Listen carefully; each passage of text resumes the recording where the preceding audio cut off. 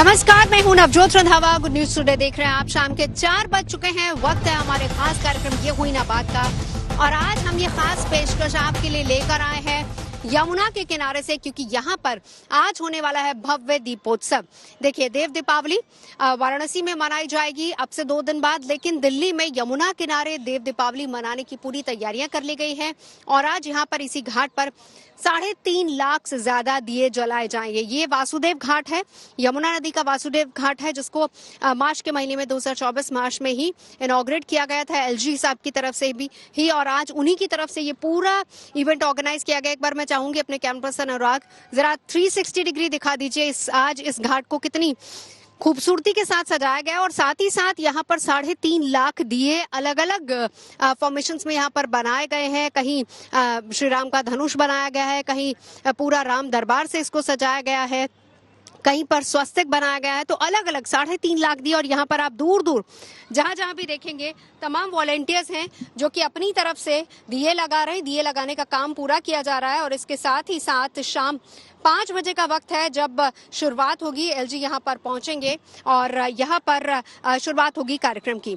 तो हम लगातार यहाँ पर हैं सुबह से ही, और देख रहे हैं कि किस तरीके से भव्य दीपोत्सव की तैयारी हो रही है। आपने अयोध्या में दीपोत्सव देखा, आप देव दीपावली का पर्व भी वाराणसी में देखेंगे। पूरी दुनिया से लोग वहां पर आते हैं, लेकिन यहाँ पर दिल्ली के लोगों को भी वही एहसास हो, दिल्ली के लोग भी अपनी संस्कृति परंपरा से रूबरू हो सके। और सबसे बड़ी बात यह है कि यमुना स्वच्छ रह सके, स्वच्छ नदी, स्वच्छ पर्यावरण का संदेश दिया जा सके। कुछ यही मकसद, इसी संदेश के साथ आज यहाँ पर भव्य दीपोत्सव मनाया जाएगा। लेकिन सवाल अभी भी बहुत सारे हैं। कोशिशें की जा रही हैं, लेकिन क्या कोशिशें रंग ला रही हैं या नहीं रंग ला रही? अगर आज आप दिल्ली और एनसीआर में हैं और दिल्ली की आबो हवा को अगर आप देख लेंगे, AQI कहां तक पहुंचा हुआ है, इससे अंदाजा आप लगा लेंगे कि आप दिल्ली में हैं या फिर आप किसी गैस चैम्बर में हैं। हम कोशिशें करते हैं, हम अपने तमाम संस्कृति धर्म की सारी चीजें मनाते हैं, लेकिन हम भूल जाते हैं कि हमारा धर्म यही संदेश दे रहा है कि सबसे पहली बात अपनी प्रकृति को बचाइए, अपनी नदियों को बचाइए, तभी आपका पर्यावरण सुरक्षित होगा। तो आज हम दिल्ली के बढ़ते AQI की भी बात करेंगे, जानेंगे कि कितना जानलेवा, कितना खतरनाक है ये, और साथ ही साथ हम दीपोत्सव की तमाम तैयारियां भी आपको दिखाएंगे, क्योंकि यहाँ से भी एक संदेश है पर्यावरण का, वो क्या है उस पर भी बात करेंगे। लेकिन उससे पहले आपको दिखाते हैं दिल्ली की आबो हवा को लेकर हमारी ये रिपोर्ट।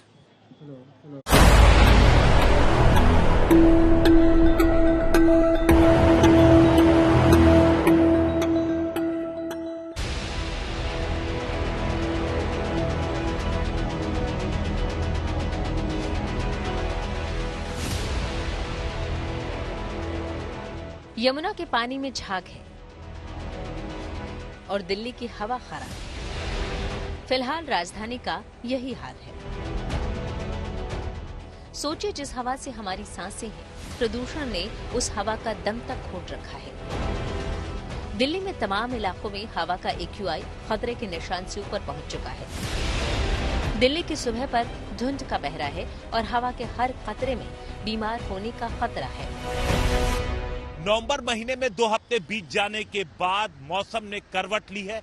13 नवंबर की सुबह की तस्वीरें हम आपको दिखा रहे हैं। सुबह के 7:30 बज रहे हैं और हम अक्षरधाम मंदिर के सामने फ्लाईओवर पर मौजूद हैं। यहाँ से चंद कदमों की दूरी पर मंदिर है, लेकिन फॉग की वजह से मंदिर दिख नहीं रहा। हालांकि हवा चल रही है, उसके बावजूद घना कोहरा यहाँ पर है और साथ साथ स्मॉग भी है, यानी पोल्यूशन भी है। उसकी वजह से विजिबिलिटी काफी कम है। आप देखिए, 7:30 बजे का वक्त है और इस वक्त बहुत उजाला होता है, लेकिन कई गाड़ियों को अपनी जो हेडलाइट है वो ऑन करके चलनी पड़ रही है विजिबिलिटी की वजह से। और यही तस्वीर राजधानी दिल्ली के साथ साथ NCR के ज्यादातर इलाकों में है। हालांकि जैसे ही दिन निकलेगा उसके बाद विजिबिलिटी क्लियर होने की पूरी उम्मीद है कि 9 बजे तक जो तमाम कोहरा है वो छट जाएगा, लेकिन स्मॉग जो है वो बना रहेगा। जानकारी ये है कि AQI कई इलाकों में तो 500 के आसपास पहुंच गया है, और ज्यादातर इलाकों में राजधानी दिल्ली और NCR की अगर हम बात करें तो 400 के पार है। अब धीरे धीरे टेम्परेचर, मौसम विभाग के अनुमान की बात करें तो कम होगा। फिलहाल मैक्सिमम टेम्परेचर 32 डिग्री के आसपास है और मिनिमम 17 से 18, लेकिन अगले हफ्ते उम्मीद है कि जो मैक्सिमम टेम्परेचर है वो 25 से 30 डिग्री और मिनिमम टेम्परेचर 15 डिग्री के आसपास पहुंच जाएगा। सुबह के 10 बजे दिल्ली के तमाम इलाके की बात करें तो यहाँ जहांगीरपुरी में AQI 781 दर्ज किया गया, जबकि वजीरपुर में हवा की गुणवत्ता 552 मापी गई। झिलमिल इलाके की बात करें तो यहाँ हवा बेहद खराब स्थिति में रही। यही हाल आनंद विहार, पटपड़गंज और तमाम इलाकों का भी रहा।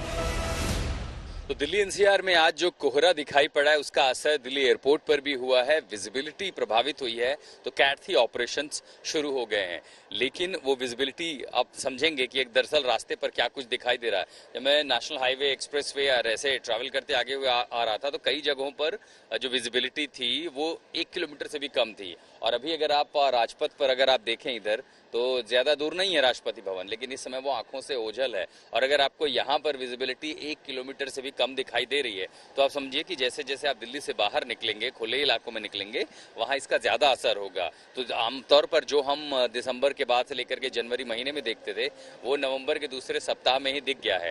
दूसरी तरफ अगर आपको कैमरा जाएगा, यहाँ से भी अंदाजा लगेगा कि कुछ फरलांग की दूरी पर है ऐतिहासिक ये मेमोरियल इंडिया गेट, और उसके ठीक आगे जो है सब कुछ आंखों से ओझल हो रहा है, दृश्य हो रहा है, धुंधला दिखाई दे रहा है।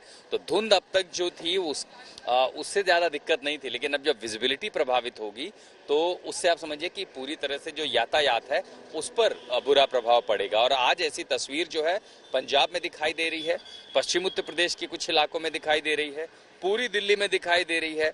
इसके साथ साथ हरियाणा से जो लगती हुई सीमाएं हैं तो हरियाणा में भी इसका असर है, और ऊपर से पश्चिमी विक्षोभ है। तो अब ये देखना होगा कि कब तक इस तरह धुंध की स्थिति, घने कोहरे की स्थिति बनी रहेगी।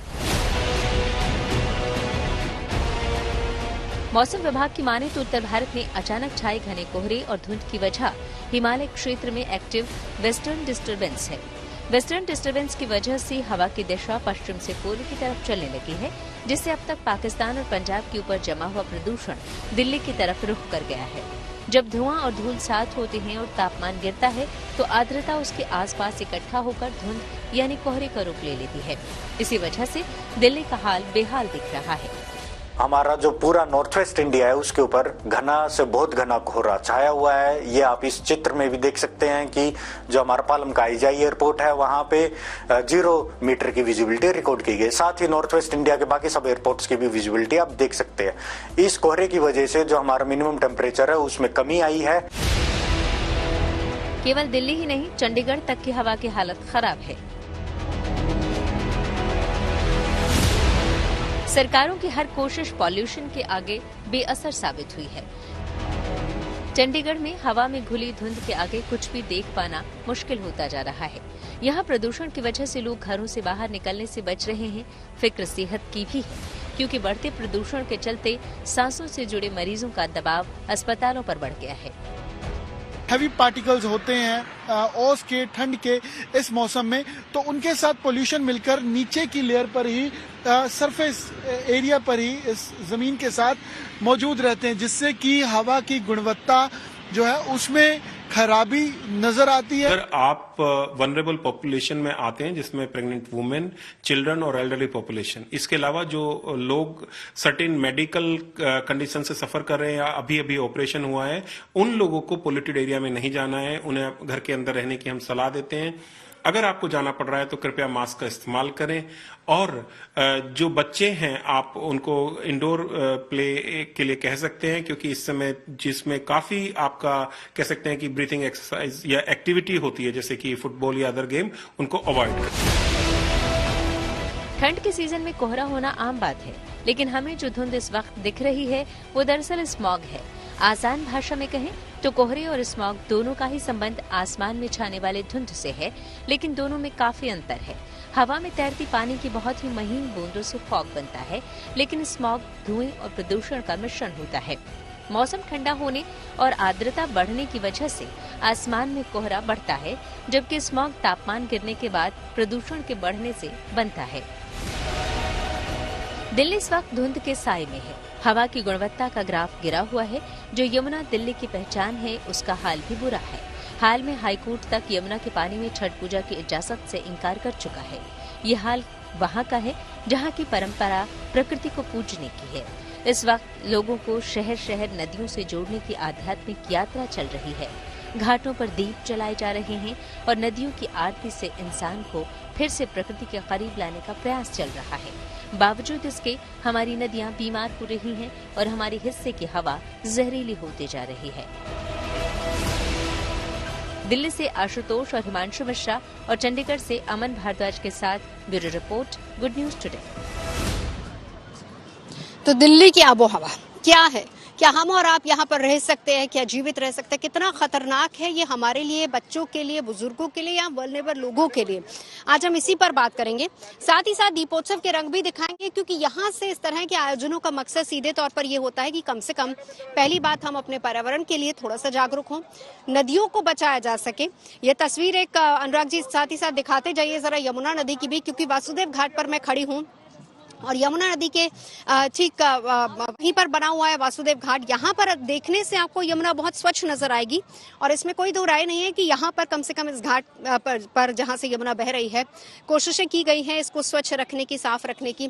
लेकिन इसके आगे जब आप जाएंगे, क्योंकि आपने हाल फिलहाल में छठ पूजा के दौरान भी देखा था कि कैसे चाहे डूबते उगते सूर्य को जब अर्घ देने के लिए लोग गए थे, वहां पर लाख कोशिशों के बावजूद भी यमुना को साफ नहीं किया गया था।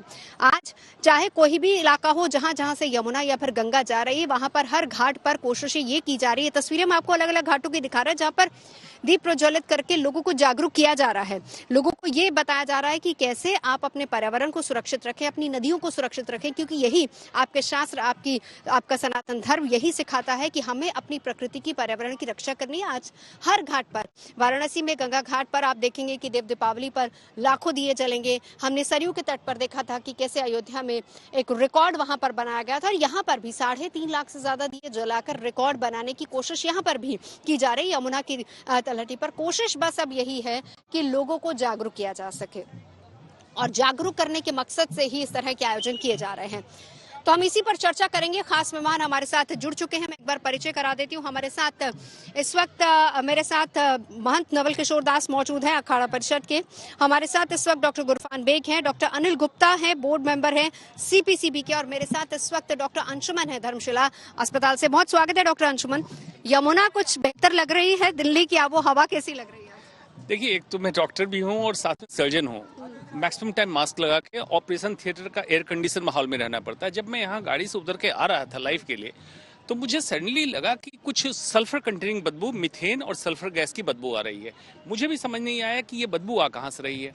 मैं आगे बढ़ता गया, साफ सुथरा सब कुछ अच्छा लग रहा था। यहाँ जब पहुंचा, जब हकीकत से वाकिफ हुआ, तो मुझे सच में लगा गिफ्ट रैपर तो बड़ा अच्छा है, लेकिन अंदर जो निकला है वो वही कचरा है जो हम इमेजिन करते हैं। यमुना उतनी ही गंदी है, हवा उतनी ही प्रदूषित है, और जितने भी इकोसिस्टम, पर्यावरण की पूजा वाले त्योहार की आपने चर्चा की, छठ पूजा की, क्षिति, जल, पावक, गगन, समीरा, इन 5 तत्वों की पूजा की बात करते हैं। और कोई भी वर्ल्ड की फिलॉसफी चले जाइए, 5 एलिमेंट्स ऑफ लाइफ यही है। उसमें 5 गंदे हम रह कैसे रहे हैं? तो मान लें कि सच में यहाँ भगवान होता होगा, वही बचा के रखा हुआ है। ये मेडिकल साइंस के हिसाब से जिंदा रहने के लिए आबोहवा नहीं है। बिल्कुल। एक बार महंत नवल किशोर दास आपके पास आना चाहूंगी। महंत जी, देखिए हमने अयोध्या में दीपोत्सव मनाया है, हम अब 2 दिन बाद देव दीपावली मनाने जा रहे हैं। इसके अलावा जहां पर मैं खड़ी हूं यमुना घाट पर, यहाँ पर बहुत ही खूबसूरती से पूरे घाट को सजाया गया है दियों के साथ, और यहाँ पर आज दीपोत्सव मनाया जा रहा है। 3.5 लाख से ज्यादा दिए जलाए जा रहे हैं। कोशिशें की जाती हैं, लेकिन क्या वाकई हम लोग समझते हैं, क्या वाकई हम प्रकृति की सेवा कर रहे हैं? क्या उसको बचाने की कोशिश कर रहे हैं? क्या हम वाकई नदियों को बचा रहे हैं? आपको क्या लगता है, हमारे शास्त्र, हमारा धर्म, हमारी सनातन परंपरा क्या कहती है प्रकृति सेवा को लेकर?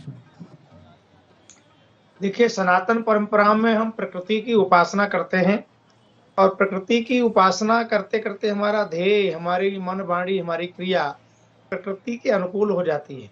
हम कण कण में परमात्मा का दर्शन करने वाले लोग हैं। तो जहाँ हम देखते हैं हर जगह भगवान है, तो भगवान के पास हम कचरा कैसे कर सकते हैं? आज जिस प्रकार से हमारे यहाँ कहा जाता है कि यमुना सूर्य तनया है, और उसके स्पर्श करने से, उसके स्नान करने से सब प्रकार के पाप नष्ट हो जाते हैं। पर आज हमारे वैज्ञानिक लोग स्पष्ट रूप से कह रहे हैं कि दिल्ली में जो यमुना जी हैं, उनके स्पर्श करने से आपके शरीर में चर्म रोग हो सकते हैं। तो ये स्थिति तो हमारी होगी, हमने ही तो की है। हम इतना कचरा उसमें डाल रहे हैं। हमें लगता है सरकार जो पैसा खर्च कर रही है, यमुना जी के समांतर कोई बड़ा नाला या बड़े पाइप डाल करके उसको जो नाले के कचरा है या सीवरेज का जो पानी है उसे अलग कर सकते हैं।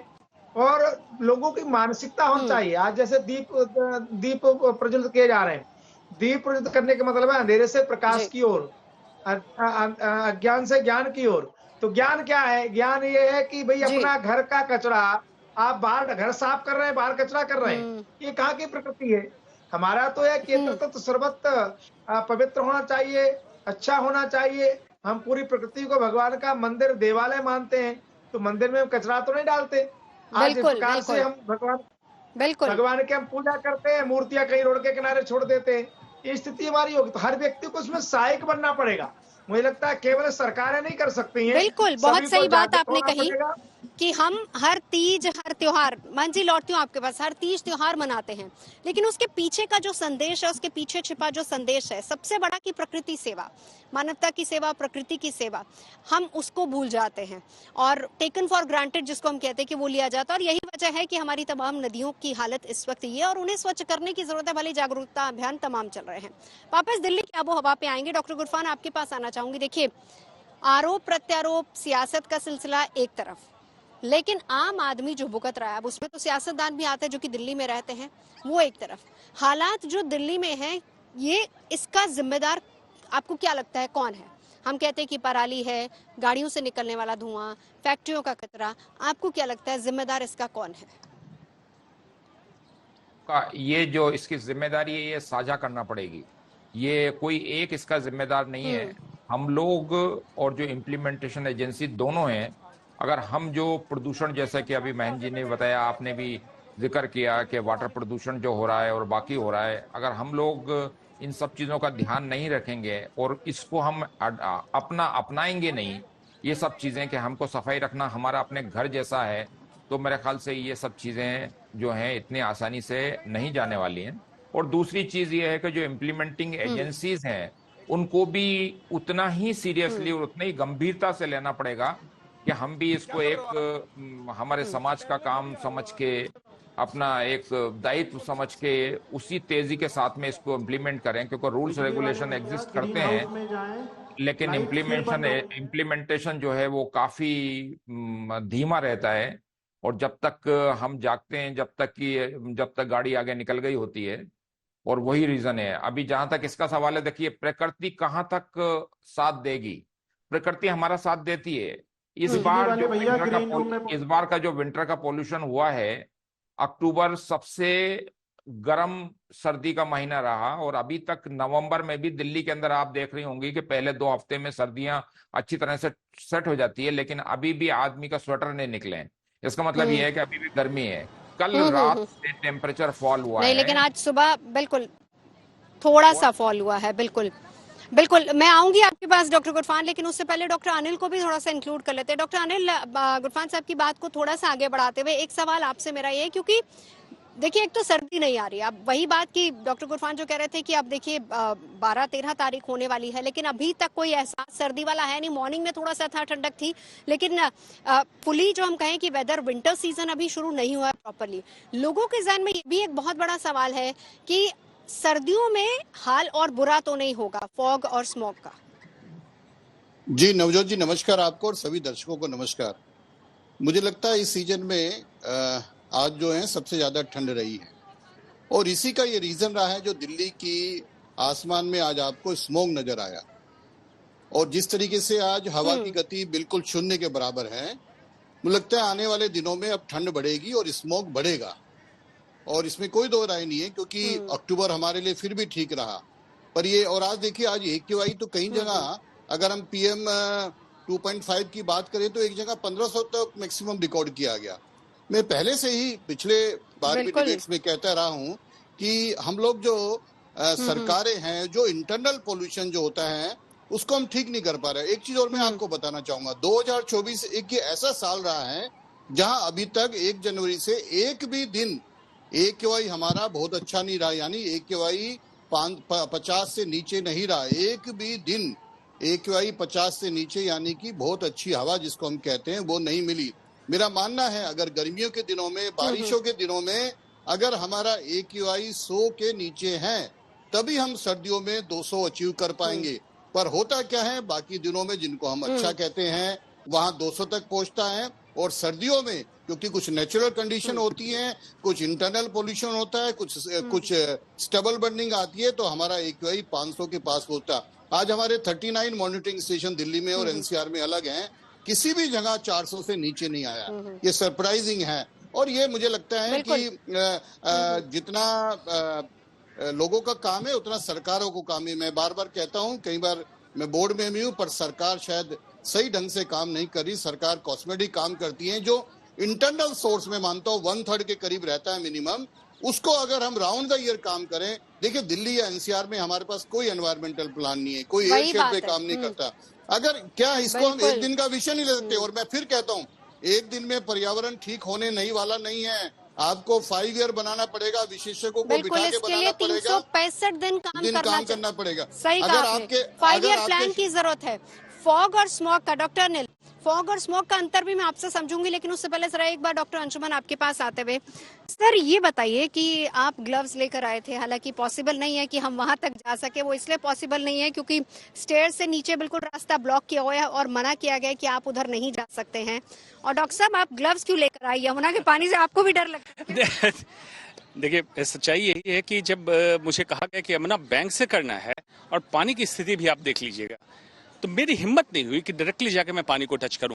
मैं गंगा के तट पे पैदा होके, मेरी परवरिश गंगा के तट पे हुई, गंगा में तैरता था, और आज इस पानी को छूने को मुझे ग्लव्स की जरूरत है। इसलिए नहीं कि यमुना मुझसे अपवित्र होगी, यमुना के पानी से मुझे इन्फेक्शन होगा, और शायद कुछ हैवी मेटल्स, कुछ ऐसे कैंसर काउजिंग केमिकल्स मुझे टच कर जाए। आप जल प्रदूषित देख लिया, वायु प्रदूषित, फॉग बड़ी छोटी सी बात है, लोग समझते हैं कोहरा हो गया।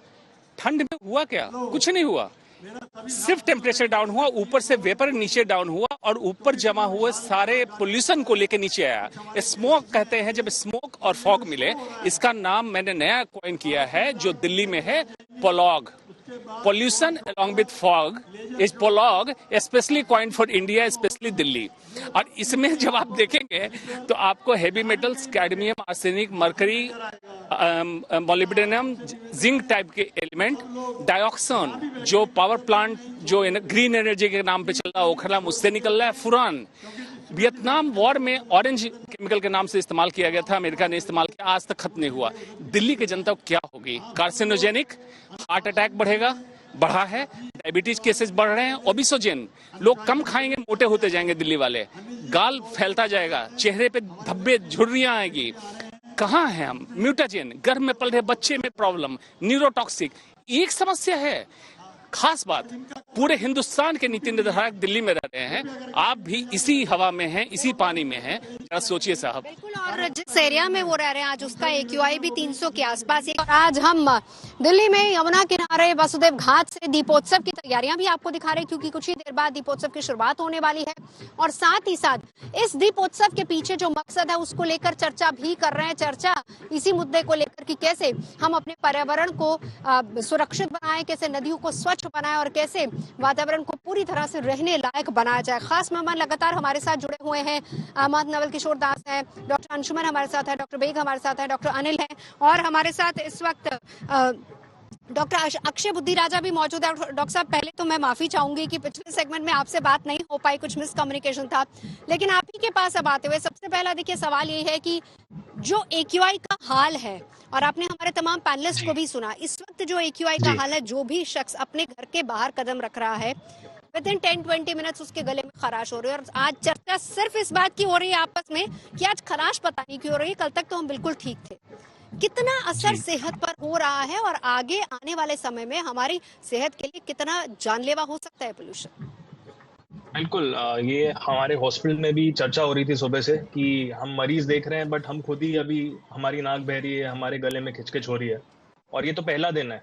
पिछले 2-3 साल भी अगर हम देखें तो ये जो समस्या है ये तो बढ़ते जाएगी, ये जनवरी फरवरी तक तो बहुत ज्यादा हो जाती है, और इतनी जल्दी कुछ लोगों में असर दिखने लगता है जिनको पहले से ही दमा है, काला दमा है, इंटरस्टिशियल लंग डिजीज है, वो मरीज अभी से आने लग गए हैं। कुछ घबरा के आते हैं, कुछ टेली कंसल्ट ले रहे हैं और फोन करने लग गए हैं, क्योंकि आप अगर घर पे एक एयर प्यूरिफायर यूज कर रहे हैं जिसपे आप अगर देखते रहेंगे कि इंडोर एयर क्वालिटी कैसी है, वो 10-12 के आसपास होती थी एक कमरे में, आज के समय में वो कल रात से लगभग रात के 2-3 बजे से अगर देखें तो वही एयर क्वालिटी घर के अंदर की 100 से 150 पहुंच गई है। जब आप सारी चीजें मेंटेन कर रहे हो, घर का पूरा जो पोल्यूशन कंट्रोल है उसे मेंटेन कर रहे हो, तो आने वाले समय में तो बहुत समस्या होगी। आप घर पे कितने समय तक बंद रहेंगे? तो बच्चों को बंद रखना और भी बड़ी प्रॉब्लम होती है, बूढ़ों के लिए तो ये बहुत बड़ी समस्या हो जाती है। और इसका इफेक्ट अक्यूट नहीं है, गले में खिंचके तो सबसे छोटी चीज है। जो क्रॉनिक चेंजेस आते हैं हर एक व्यक्ति में, चाहे वो मेंटल हो, चाहे वो फिजिकल हो, चाहे वो कार्डियक हो, या फिर वो लंग्स के हो, या फिर जो कार्सिनोजेंस इस हवा में अब घूम रहे हैं, वो आगे आने वाले समय में कितनी बुरी तरीके से हमें डैमेज कर सकते हैं, तो वक्त ही बताएगा। बिल्कुल डॉक्टर साहब, देखिए आपने एयर प्यूरिफायर का जिक्र किया, एक छोटा सा रिएक्शन डॉक्टर अंशुमन से ले लेती हूँ। डॉक्टर साहब कह रहे हैं कि घर का जो एयर प्यूरिफायर अब तो वो भी काम नहीं कर रहा, वहां का भी AQI खराबी आ रहा है। और एक समय था आप ही लोग कहा करते थे कि एयर प्यूरिफायर मत लगाइए, क्योंकि घर के बाहर अगर आप निकलेंगे तो जाहिर सी बात है आप ज्यादा इफेक्टिव होंगे। देखिए, समस्या बड़ी अजीब सी है, जटिल समस्या है। ये टेक्नोलॉजी बेस्ड पश्चिम हमें इन्वेंशन करके देता है, लेकिन उसने भी कभी सोचा नहीं, क्योंकि उनके मीटर पे एक लिमिट के बाद AQI दिखाना बंद कर देता है।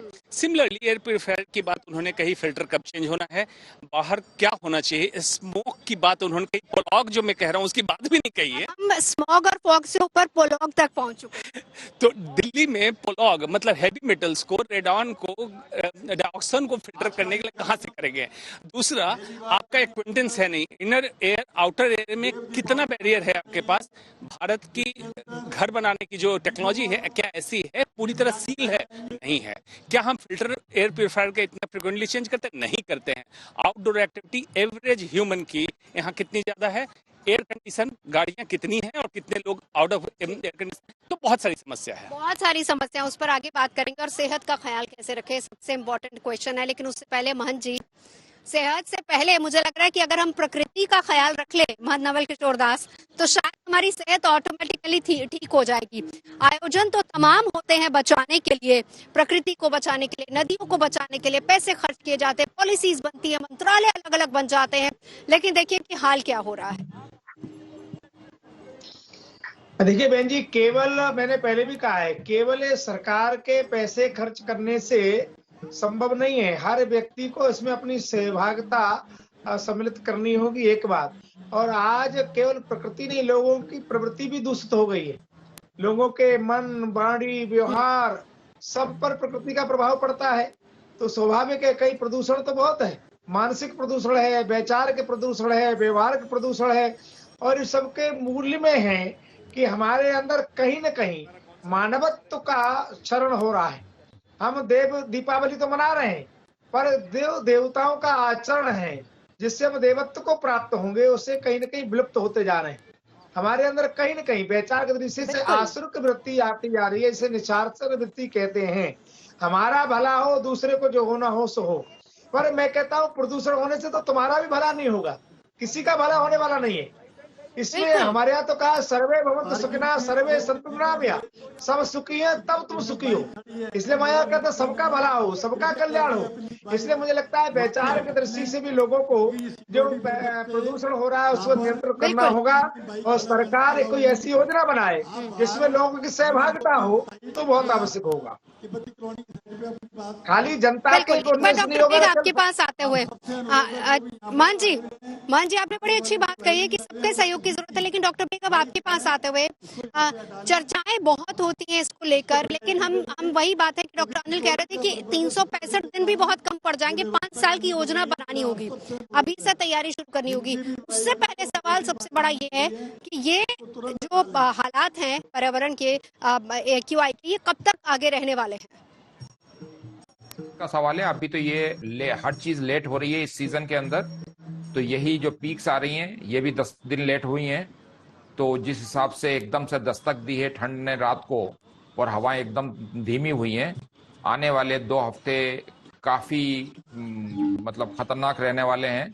अगर हमने पराली के 500 से 300 400 से नीचे फायर काउंट्स को नहीं डाला, क्योंकि मैंने ये भी बताया कि एक थ्रेशोल्ड लेवल होता है 400-500, उसके बाद में अगर वेदर की कंडीशन एकदम कंजीनियल है तो इट डजंट मैटर, वो आएगा ही आएगा। और वहां पे एकदम आते के साथ ही ठंडा मिलेगा, दिल्ली के अंदर हवाएं बहुत धीमी मिलेंगी और वो अरेस्ट हो जाएगा। और वही हुआ है कल रात से, पूरा का पूरा पराली के जो फायर काउंट्स हैं वो ज्यादा नहीं है, 1100-1200 काउंट्स हुए हैं, लेकिन उसके अंदर इतना धुआं हो गया। तो ये हमारे अंदर जो भ्रम होता है कि जब 5000 या 6000 होंगे जब भी दिल्ली के अंदर हवा खराब होगी, वो नहीं होगा। मौसम अभी तक हमको बचाता रहा।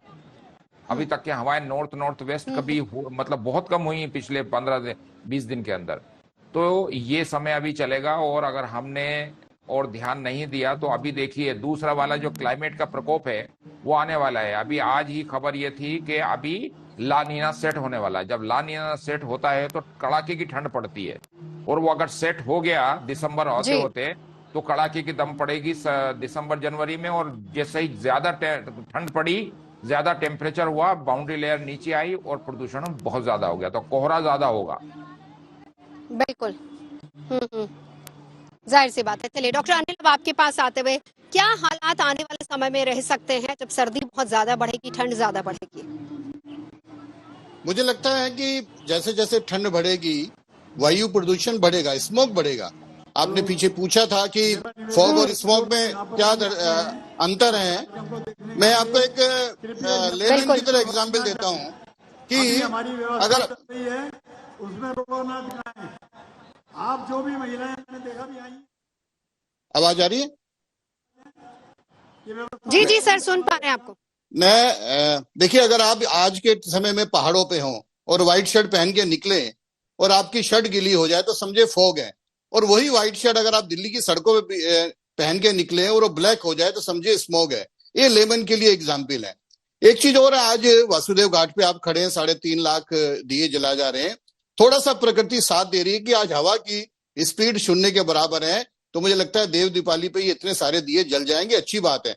पर जिस जगह पर आप खड़े हो, यमुना का जिस स्पॉट, ये तो फिर भी थोड़ा ठीक है। इसके अगर जैसे जैसे आगे ओखला की तरफ जाओगे तो यमुना मृत प्राय है। देखिए यमुना की अगर आप बात करें, हम लोग 8 जगह यमुना को चेक करते हैं, और जब यमुना दिल्ली में एंटर करती है तो उसके सारे पैरामीटर मीट करते हैं, उसका फीकल कोलिफॉर्म, उसका डीजल ऑक्सीबर्शन। बस जैसे जैसे यमुना में नाले डलते रहते हैं, जैसे जैसे अनट्रीटेड पानी डलता रहता है, जब यमुना दिल्ली से बाहर जाती है तो मृत प्राय जाती है। ये दिल्ली वाले देते हैं, और इसमें किसी प्रकृति का दोष नहीं है। इसमें सिर्फ और सिर्फ दिल्ली की सरकार या दिल्ली के जो नागरिक हैं वो ज्वाइंटली रिस्पॉन्सिबल हैं, क्योंकि जो एसटीपी लगाए हैं वो ठीक से चल नहीं रहे। इसीलिए मैंने महंत जी को साथ में रखा है। यहाँ से प्रकृति के संदेश तो दिए जाते हैं। शास्त्र, हम रोज सुबह पाठ पूजा करते हैं, लेकिन हमारे शास्त्र, हमारी संस्कृति, हमारे धर्म परंपराओं ने हमें क्या सिखाया? सबसे पहली बात तो ये है कि हम प्रकृति की सेवा करें, प्रकृति को सुरक्षित रखें, लेकिन हम उसी को खराब कर रहे हैं, और यही एक वजह है कि आज हमारी सेहत भी खराब हो रही है। डॉक्टर अक्षय, आपके पास संक्षेप में बस एक सवाल आपसे जानना चाहूंगी। अब ऐसे हालात में सबसे बड़ी बात यह है कि बच्चे और बुजुर्ग, उनका ख्याल कैसे रखा जाए? वैसे तो आजकल देखिए, आज की तारीख में अगर आप पूछो तो युवाओं का हाल भी ऐसा ही है, तो ख्याल कैसे रख सकते हैं, क्या किया जाए? सॉरी, आपकी आवाज अटक रही थी। आप बच्चों के लिए ही पूछ रहे हैं ना? जी जी जी जी। तो देखिए, बच्चों की जो एज होती है वो ग्रोइंग एज होती है, उनका मेंटल डेवलपमेंट भी चल रहा होता है, उनका जो लंग्स हैं वो भी डेवलप हो रहे होते हैं, और उनको घर पे बंद रखना बहुत मुश्किल होता है। बट उनको समझाना ही पड़ेगा, as a parent, as grandparents, आपको समझाना पड़ेगा बच्चों को कि इस मौसम में जब इतना ज्यादा स्मॉग है, इस दौरान आप बाहर जाके खेल नहीं सकते हैं, आपको इंडोर एक्टिविटीज बढ़ानी पड़ेंगी। You have to find ways कि घर के अंदर उनको कैसे बिजी रख सकते हैं, कैसे वो अपना जो फिजिकल वर्कआउट है वो घर के अंदर ही करें, क्योंकि अगर वो बाहर जाएंगे तो उसका असर कुछ समय तक उनको दिखेगा। एक टाइम के बाद क्या होता है कि जो खांसी, सर्दी, जुकाम है ठीक हो जाता है, बट जो क्रॉनिक चेंजेस आ रहे हैं वो जब वो बड़े हो जाएंगे तो वो दिखेंगे। अभी आप देखते हैं इतना कॉमन होता है, हमारे पास ओपीडी में मरीज आते हैं और वो बोलते हैं कि मैंने कभी स्मोकिंग नहीं करी, मैंने कभी तंबाकू नहीं खाया, मुझे कैंसर क्यों हो गया, मुझे टीबी क्यों हो गई। ये इतना कॉमन हो गया है, ट्यूबरकुलोसिस और कैंसर इतनी यंग एज में, और इसका सीधा सीधा रीजन यही है कि हमारी जो एयर क्वालिटी है, हमारी वाटर क्वालिटी, फूड क्वालिटी है, सब कुछ ही पोल्यूटेड है, ज्यादा परेशान करते हैं। बिल्कुल डॉक्टर अंशुमन, आखिरी सवाल आपसे, सेहत का ख्याल कैसे रखें? अभी तो हाल ये है कि फरमान आया नहीं है कि ऑनलाइन क्लासेस कर दो। माँ बाप की सबसे बड़ी टेंशन और स्ट्रेस ये भी होता है कि बस अब ब्लॉग बढ़ गया तो इसका मतलब कि ऑनलाइन क्लासेस शुरू हो जाएंगे। जी देखिए, मजबूरी है। अब मजबूरी ऐसी है कि फरमान आएगा साहब का, हम उसको मुकम्मल करेंगे, ये दिल्ली वालों की फितरत में है। 3 स्तर पे काम करने की जरूरत है। हर व्यक्तिगत स्तर पे जागरूक होइए और अकाउंटेबल कीजिए, लोगों से जवाब लीजिए। स्वास्थ्य, शिक्षा, सुरक्षा, 3 चीजों के लिए वोट दीजिए।